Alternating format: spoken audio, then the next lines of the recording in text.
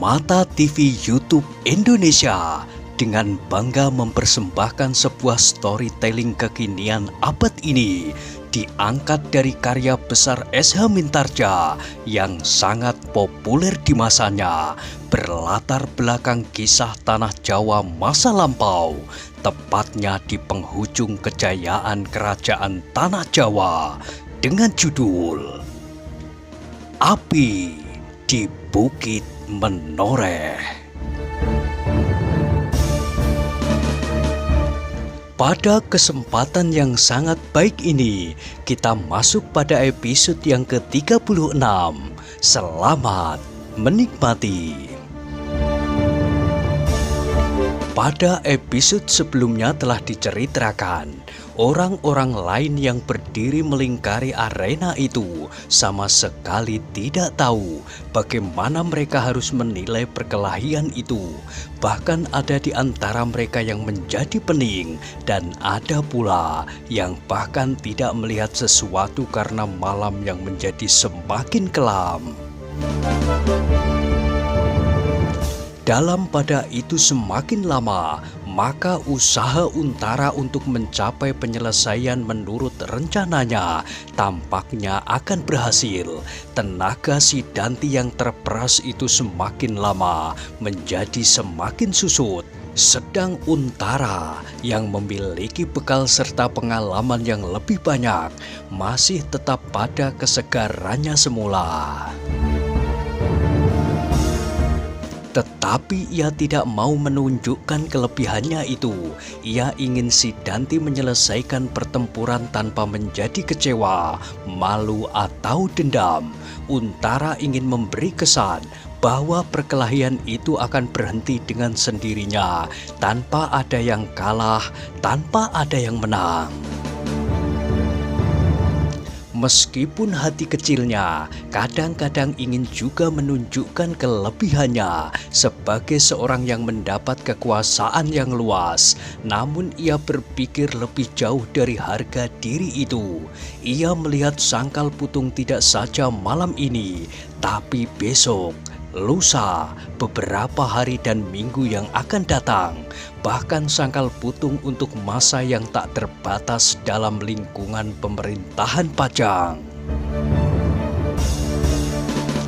Dan ternyata pula kemudian tandang si Danti itu pun menjadi semakin susut, kegarangannya lambat laun menjadi berkurang, dan kelincahannya pun menjadi semakin surut pula. Demikian pula yang dilakukan oleh Untara. Meskipun darahnya masih sesegar pada saat ia datang, namun dikurangi segala ketangkasan dan ketangguhannya. Tetapi dalam pada itu, selain Widura dan Agung Sedayu, di antara penonton itu seseorang memandangi perkelahian itu dengan nafas tertahan-tahan. Betapa matanya menyalakan kemarahan yang tiada taranya, dan betapa hatinya mengumpat tak habis-habisnya. Orang itu melihat peristiwa di lapangan sejak permulaan sampai saat-saat terakhir. Namun selalu saja ia menjadi kecewa dan marah, apalagi sejak kehadiran Untara. Maka berkali-kali ia menggeretakkan giginya, tetapi ia masih saja selalu menahan dirinya. Kini ia melihat permainan yang dilakukan oleh Untara itu. Betapa ia pun menjadi tersinggung karenanya. Ia melihat kesempatan-kesempatan untuk melumpuhkan si Danti. Namun kesempatan itu tak dipergunakan oleh Untara. Tetapi sudah tentu si Danti sendiri tidak dapat melihat keadaan itu. Si Danti sendiri sedang memusatkan perhatiannya dalam perlawanannya, sehingga kesempatan dan jarak yang diperlukan tidak dimilikinya. Orang itu adalah Ki Tambak Wedi. Dengan menghentak-hentakkan kakinya, ia menahan segenap perasaan yang bergelora di dalam dadanya. Ia melihat betapa Agung Sedayu berhasil melampaui muridnya itu dalam perlombaan memanah. Namun di dalam hati kecilnya, ia bergumam, benar-benar anak setan. Kecakapan Sadewa bermain panah tercermin pada anak itu. Sedang kini anak kisah dewa yang besar, Untara, sedang bertempur pula melawan muridnya, dan ternyata anak kisah dewa itu tak dapat dikalahkannya. Bahkan anak kisah dewa itu telah memberi beberapa peluang kepada si Danti. Bukankah itu suatu penghinaan bagi perguruan Tambak Wedi? Dengan nafas yang tertahan-tahan, ia melihat si Danti masih bertempur mati-matian. Namun ia melihat juga bahwa sebenarnya Untara dengan segera dapat menghancurkan pertahanan si Danti. Geramnya. Ki Tambak Wedi itu kemudian memandang berkeliling di antara orang-orang yang melihat perkelahian itu. Dadanya tiba-tiba menjadi berdebar-debar. Ia telah mencoba memaksa Widura untuk memenuhi tuntutan muridnya dan menakut-nakutinya dengan tanda-tanda yang diberikannya. Tetapi Ki Tambak Wedi itu akhirnya mengumpat habis-habisan di dalam hatinya ketika ia melihat sebuah cemeti yang melenting jatuh di tengah-tengah arena itu pula. Meskipun ia belum tahu berapa tinggi nilai orang itu, namun itu adalah suatu pertanda bahwa seseorang telah bersedia untuk ikut serta melibatkan diri dalam pertentangan melawannya. Apabila ia ikut campur dalam persoalan anak-anak muda di Sangkal Putung itu. Tetapi sampai demikian jauh, Ki Tambak Wedi belum mengetahui siapakah orangnya yang telah berani meletakkan diri untuk melawan Ki Tambak Wedi yang berilmu hampir sempurna itu. Tetapi kini ia melihat si Danti berada dalam kesulitan. Karena itu, maka apakah ia akan berdiam diri saja, membiarkan si Danti menjadi bahan permainan Untara? Tiba-tiba Ki Tambak Wedi itu mendesak maju, menyusup di antara para penonton, dan kemudian berusaha untuk dapat melihat setiap peristiwa dengan semakin jelas. Pertempuran di arena itu masih saja berlangsung dengan serunya. Meskipun semakin lama sudah menjadi semakin kendor, namun serangan-serangan si Danti masih cukup berbahaya apabila Untara sedikit kurang berwaspada. Sedangkan Untara sendiri dengan sengaja telah mengurangi tekanan-tekanannya atas si Danti, sehingga kemudian si Danti benar-benar mendapat kesan seperti yang diharapkan oleh Untara. Si Danti menganggap kemudian bahwa perkelahian itu tidak akan dapat berakhir. Kedua-duanya pasti akan berhenti kelelahan.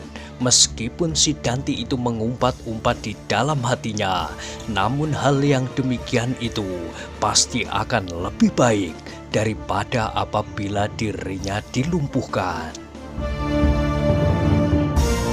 Dengan keadaannya itu, maka si Danti masih akan dapat menepuk dada bahwa si Danti tidak dapat dikalahkan oleh seorang yang sekalipun mendapat kepercayaan dari pimpinan tertinggi Wira Tamtama. Maka si Danti itu pun teringat pula akan perkelahiannya dengan Widura. Mereka akhirnya terpaksa menghentikan perkelahian setelah mereka hampir-hampir tak mampu lagi berdiri. Kini peristiwa itu akan terulang kembali, dan sebenarnya lah hal itu berlaku baginya. Ketika malam menjadi semakin dalam, maka tenaga si Danti itu seakan-akan benar-benar telah habis terperas. Setiap kali ia sendiri terdorong oleh kekuatan serangan-serangannya yang tak mengenai sasarannya. Beberapa kali ia terjatuh dan bangun kembali. Sedang Untara pun berbuat hal-hal serupa. Kadang-kadang mereka berdua terpaksa jatuh bersama-sama dan kemudian dengan susah payah bangun bersama-sama pula.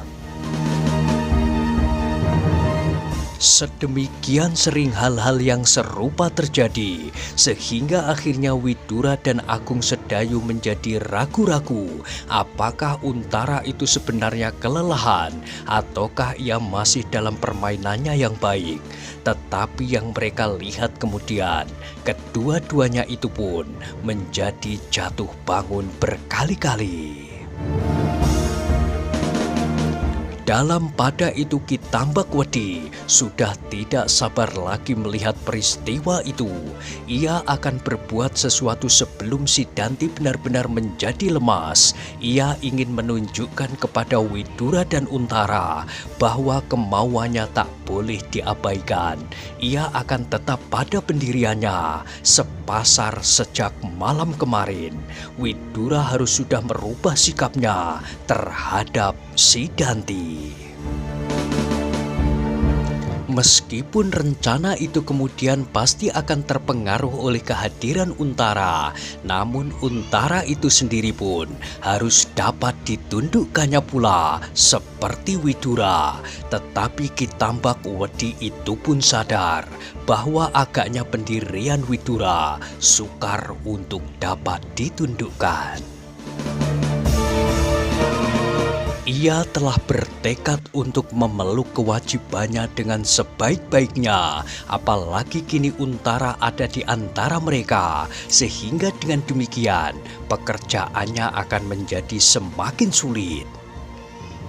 "Aku akan hadir di antara mereka," pikir Ki Tambakwedi, "dan aku akan memberikan beberapa pertunjukan supaya Untara itu meyakini keadaannya serta keadaan Sangkal Putung.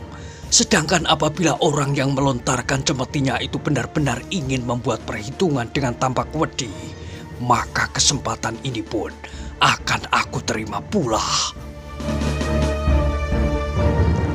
Setelah mendapat ketetapan itu, maka Ki Tambakwedi itu pun beringsut semakin maju lagi. Sekali lagi matanya beredar berkeliling untuk melihat segala kemungkinan yang ada di sekitar tempat itu. Ketika kemudian dipandanginya arena di antara lingkaran orang yang pepat, Ki Tambakwedi masih melihat muridnya berjuang sekuat tenaganya. Namun sekali lagi ia melihat si Danti menyerang Untara dengan kakinya. Tetapi serangan itu dapat dihindari oleh lawannya, sehingga karena tubuhnya sudah sedemikian lemahnya, si Danti terbawa oleh kekuatannya sendiri, terhuyung-huyung hanya beberapa langkah di samping Untara. Kalau pada saat itu Untara meloncat ke sampingnya dan menghantam tengkuknya, maka pertempuran itu pun akan berakhir.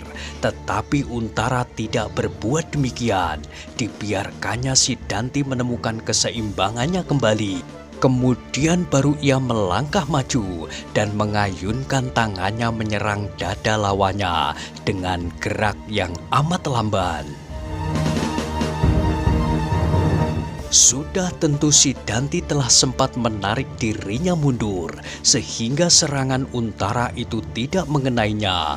Bahkan si Danti itu masih sempat dengan tangan kanannya menghantam pergelangan tangan Untara, meskipun Untara masih cukup cepat menghindarinya.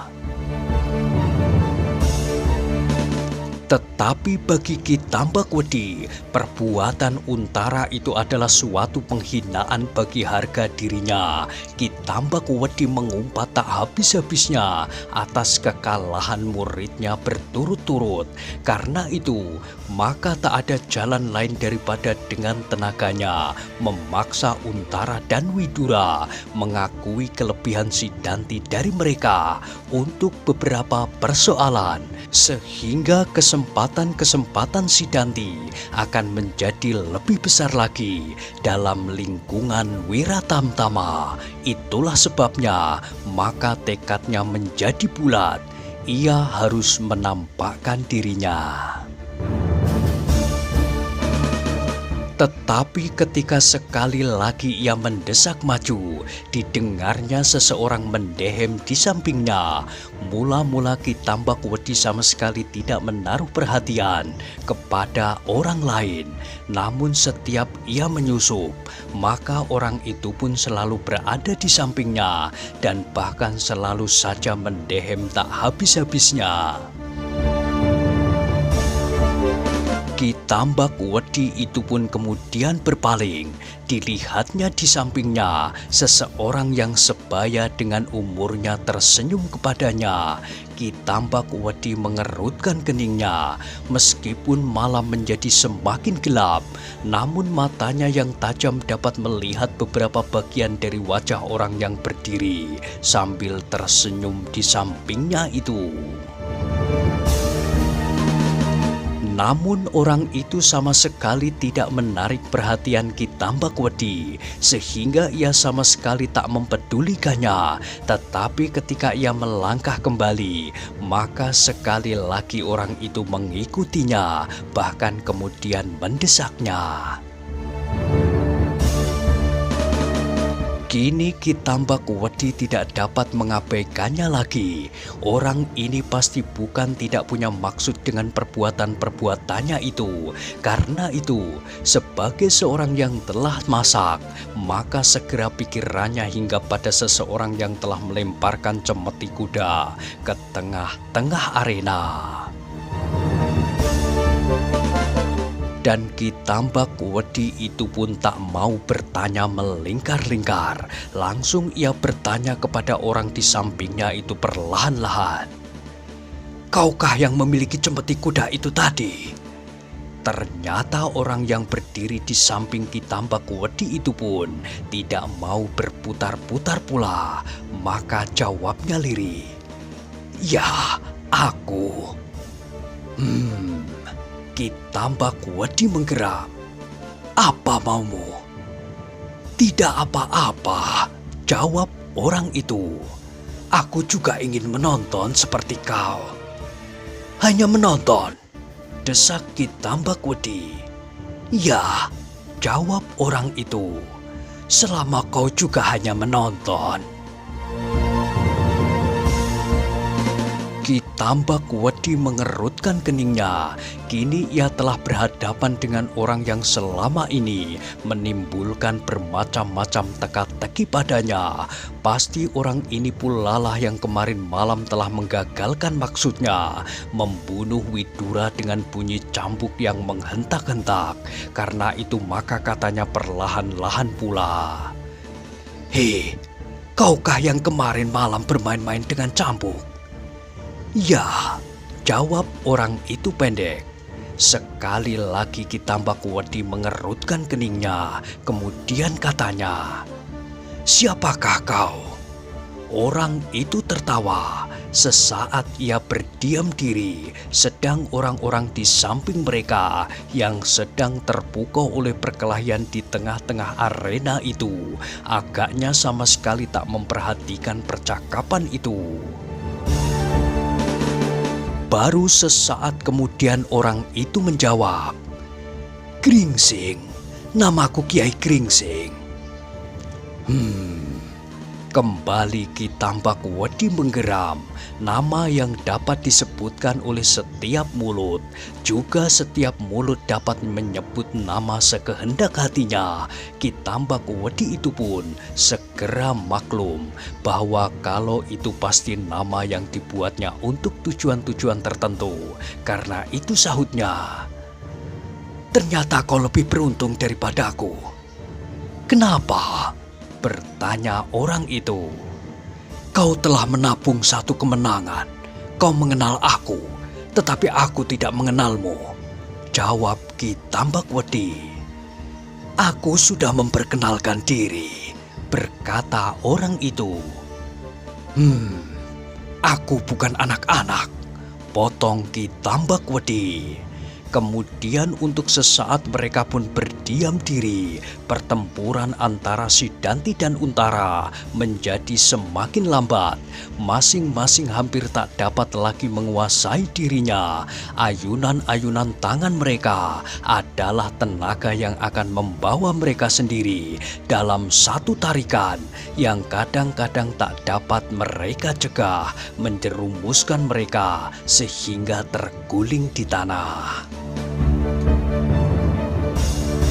Tetapi mata-mata yang tajam akan meragukan keadaan Untara. Betapapun ia mencoba berbuat sebaik-baiknya, namun kadang-kadang kelincahannya masih tampak juga.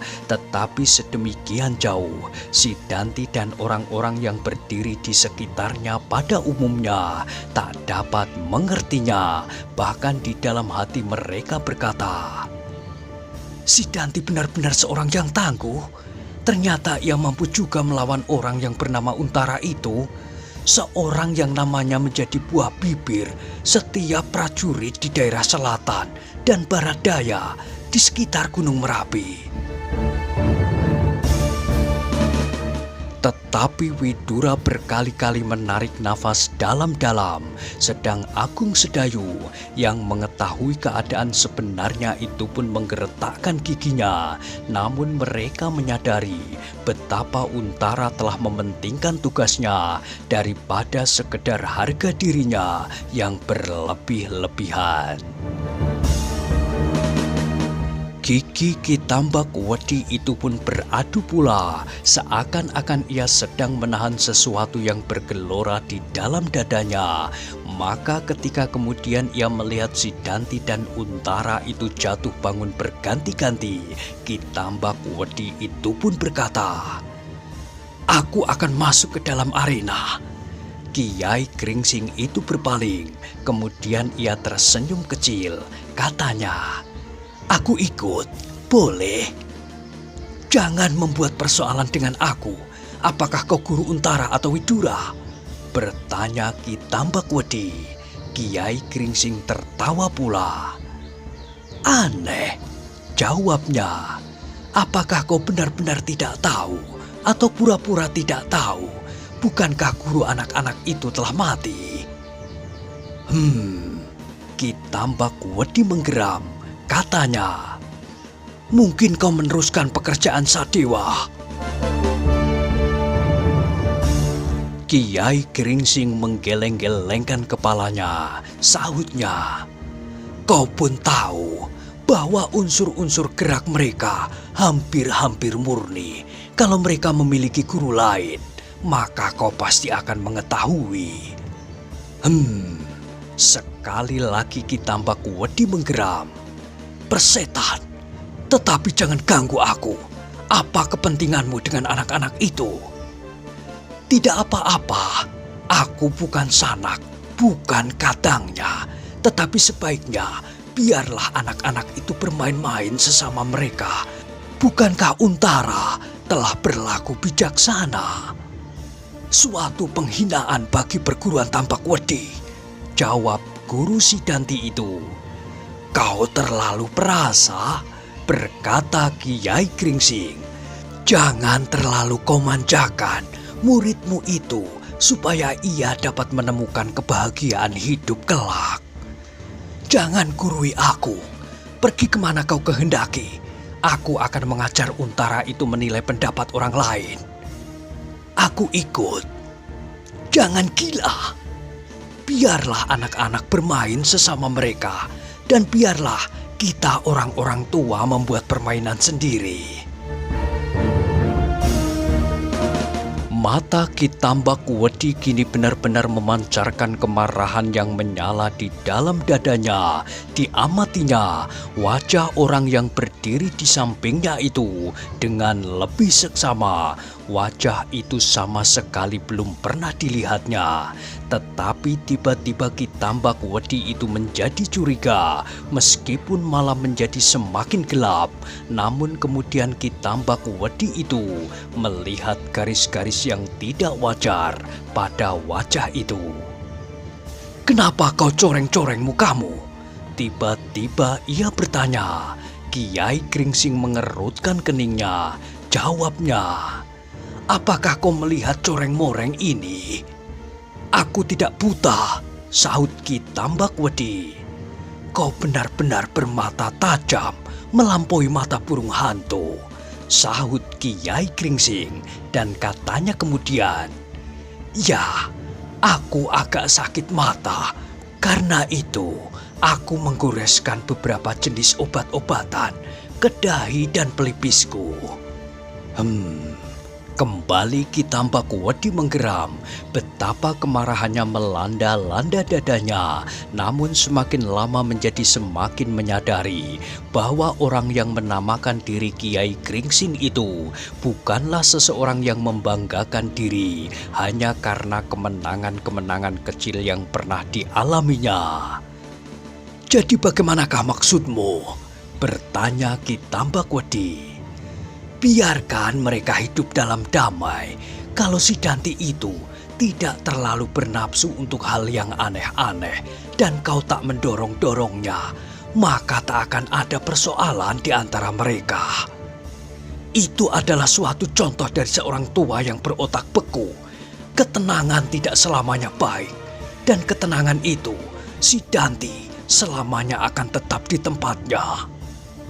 Tetapi tingkat demi tingkat harus dicapainya dengan wajar. "Diamlah, jangan ganggu aku." Ki Tambakwedi itu kemudian melangkah setapak maju di antara beberapa orang yang berdiri di sekitarnya. Namun Kiai Gringsing itu pun melangkah maju pula. "Aku peringatkan kau sekali lagi," desah Ki Tambakwedi.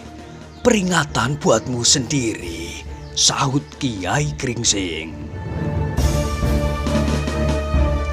Kini Ki Tambakwedi sudah tidak dapat menahan dirinya lagi, tetapi untuk bertempur dengan orang yang menyebut namanya Kiai Gringsing itu pun masih memerlukan berbagai macam pertimbangan. Si Danti telah benar-benar payah, sedang agaknya Untara masih cukup segar untuk menundukkan apabila mau, bahkan untuk membinasakan sekalipun.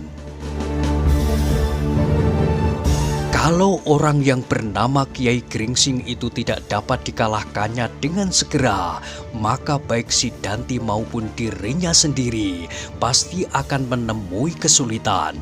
Widura, Agung Sedayu dan orang-orang Widura yang lain masih ada dalam keadaan yang segar. Betapapun mereka seorang demi seorang tak akan berarti baginya, namun kalau mereka bergerak bersama-sama dan diantaranya orang yang bernama Kiai Gringsing ini, maka keadaannya akan sangat berbeda. Setidak-tidaknya keadaan si Dantilah yang akan menjadi sangat berbahaya. Tidak mustahil Untara menjadi bermata gelap dan membinasakannya. Karena itu, maka Ki Tambakwedi itu ingin mengetahui sampai di mana kemampuan kekuatan Kiai Gringsing. Meskipun apa yang akan diketahuinya itu tidak tepat seperti keadaan sebenarnya, namun dengan caranya, maka Ki Tambakwedi akan dapat mengira-ngirakan sampai berapa jauh kemungkinan yang dimiliki oleh Kiai Gringsing itu.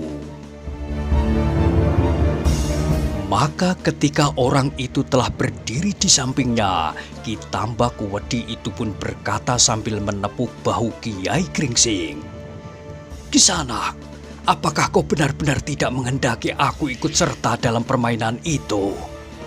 Tetapi Kiai Gringsing pun bukan anak-anak yang menundukkan wajahnya apabila seseorang membelai pundaknya. Ketika Kiai Gringsing melihat tangan Ki Tambakwedi bergerak untuk menepuk pundaknya, maka segera orang itu seakan-akan mengerutkan tubuhnya, sehingga ketika pundaknya tersentuh tangan Ki Tambakwedi, kedua-duanya menjadi kagum akan kekuatan masing-masing. Sentuhan itu seolah-olah beradunya dua batang besi baja yang berlaga. Ketika Ki Tambakwedi kemudian berpaling dan memandang wajah Kiai Gringsing, dilihatnya wajah itu tersenyum. Katanya, Kau akan mematahkan pundakku. Tanganmu keras seperti batu. Ki Tambak Wedi menggeram.